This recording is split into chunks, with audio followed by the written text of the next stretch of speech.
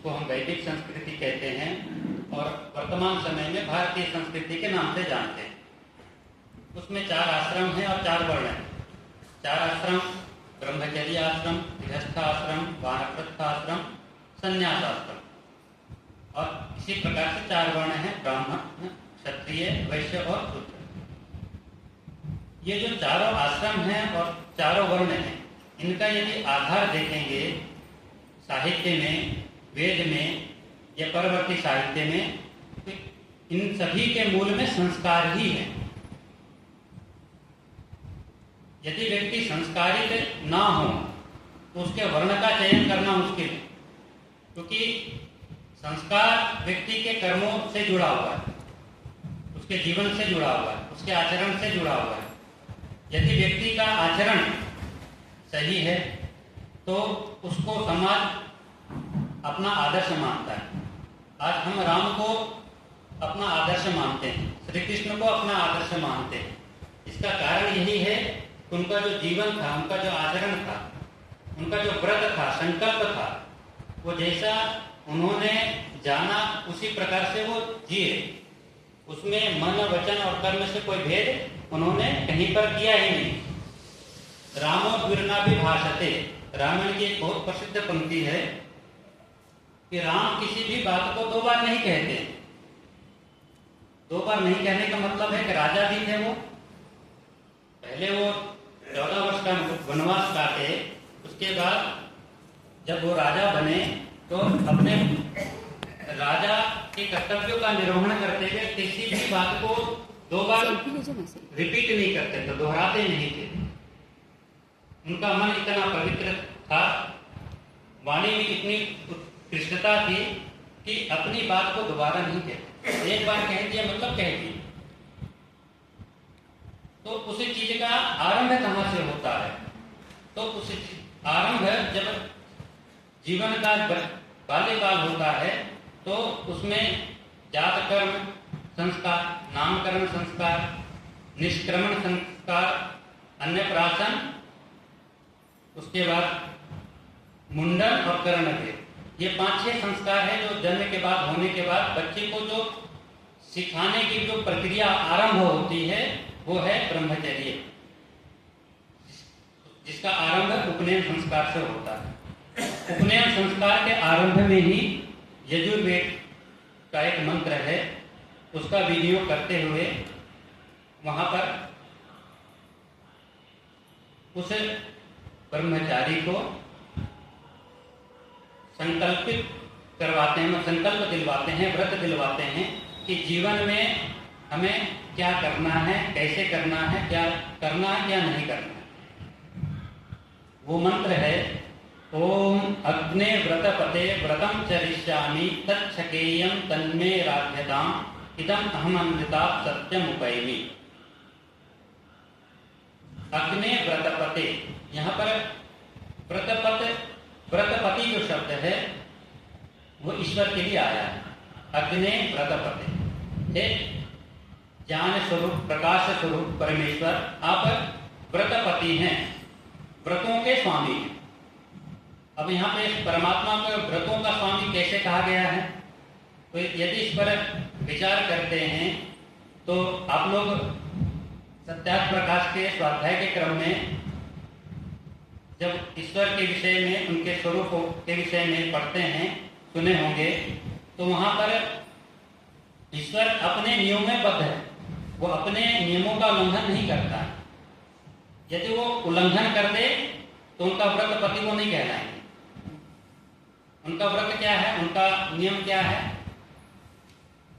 जो अटूट है, वो किसी व्यक्ति के प्रति एक जैसा नहीं है, सभी के लिए वो समान है, और वो उनके जो नियम हैं वो शाश्वत नियम है। इसलिए परमात्मा को कहा जा रहा है कि आप सदैव अपने नियमों में निरंतर एक जैसे ही रहते हैं, उसमें कोई परिवर्तन नहीं होता। आपके स्वभाव में, आपके क्रिया में कोई परिवर्तन नहीं होता है। इसलिए हे प्रकाश स्वरूप व्रतों के स्वामी परमेश्वर, हम आपसे प्रार्थना करते हैं, आपके समक्ष हम ये संकल्प लेते हैं, व्रतम चरिष्यामि, मैं भी व्रत का आचरण करूंगा। अब ये व्रत क्या है? व्रत से यहाँ पर मन, वचन और कर्म 3 प्रकार से यहाँ पर अर्थ करते हैं स्वामी दयानंद कि हम मन से, वचन से, कर्म से, अर्थात जैसा हम जानते हैं वैसा हम माने और जैसा मानते हैं वैसा ही आचरण करें, ये व्रत है। और वेदादि शास्त्रों में सत्यादि भाषण को वहां पर व्रत रूप में स्वामी दयानंद ने इसका अर्थ किया है। तो वहां पे जो ब्रह्मचारी है, चाहे बालक हो या बालिका है, तो वहां पे उसको व्रत दिलवाया जा रहा है कि हम भी व्रत का पालन करने वाले बने।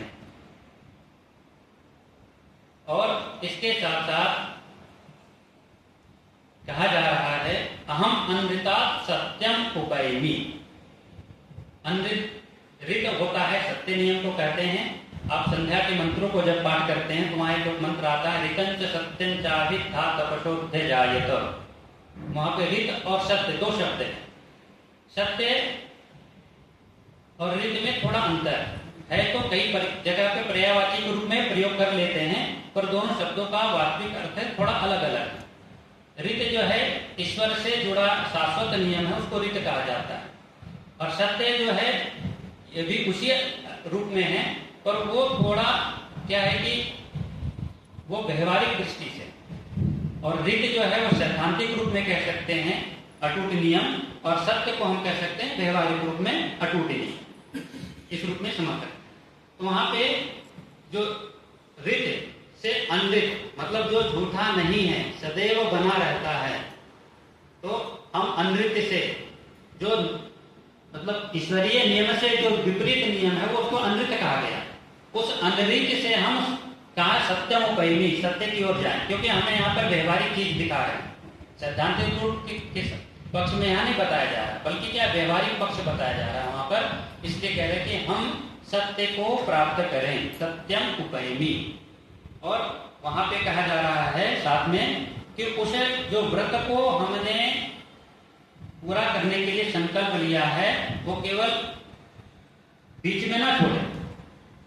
अग्ने व्रत पते व्रतम चरिष्यामि तत्सकेयम, तत्सकेयम, सकेयम मतलब मैं उसको पूरा भी कर सकूं, केवल व्रत लेना मात्र में वहां पे नहीं है। करे मंत्र में ये भी कर तत्सकेयम मतलब उसको मैं पूरा भी कर सकूं, आप ऐसा हमें शक्ति, सामर्थ्य, बल, बुद्धि प्रदान कीजिए।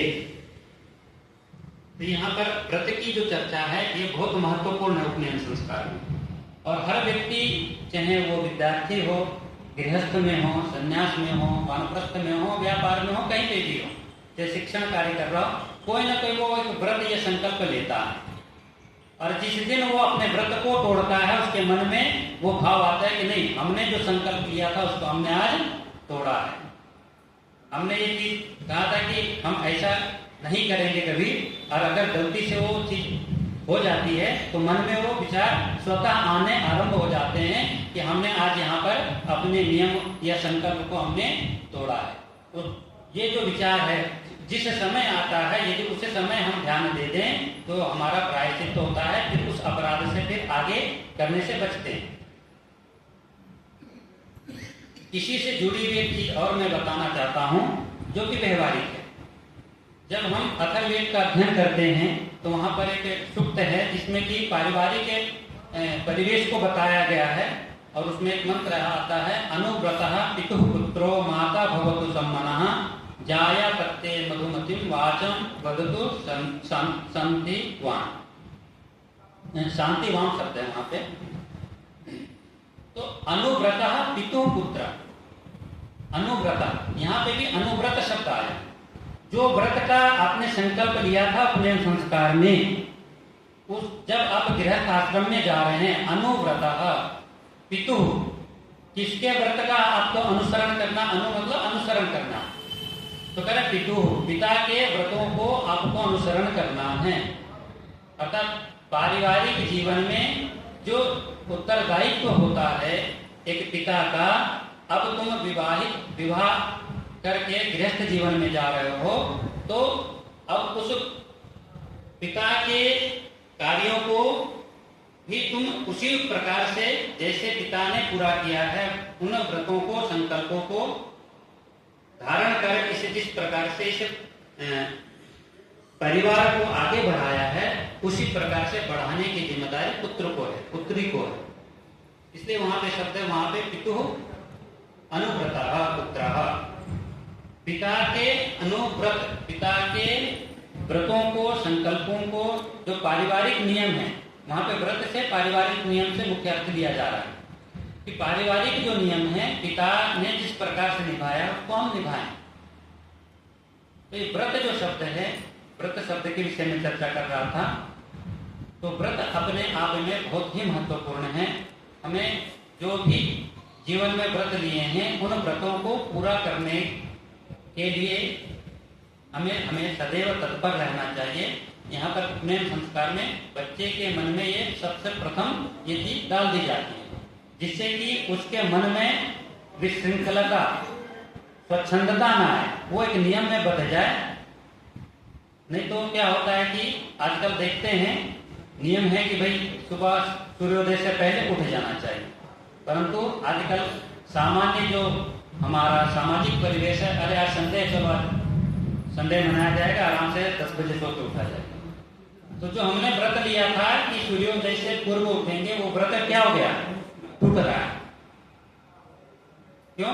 क्योंकि हम अपना अपने को आराम देना चाहते हैं, आलस्य को अपने अंदर हम बुला लिए। तो व्रत का अर्थ ये नहीं होता है शिथिलता नहीं होती, व्रत का अर्थ होता है सजगता। यदि हम सजग है तो हमारे व्रत भी हमारे साथ पूरे हो गए। जिस समय शिथिलता हमारे मन में आ गई तो हमारा व्रत उसी समय ही टूट जाता है। इसलिए हम सभी को व्रती होना चाहिए, संकल्पित होना चाहिए और जीवन को आगे बढ़ाने के लिए जिन व्रतों को, जिन नियमों को, जिन संकल्पों को हमने धारण किया है, उसके लिए सदैव सजग रहें, आलस्य से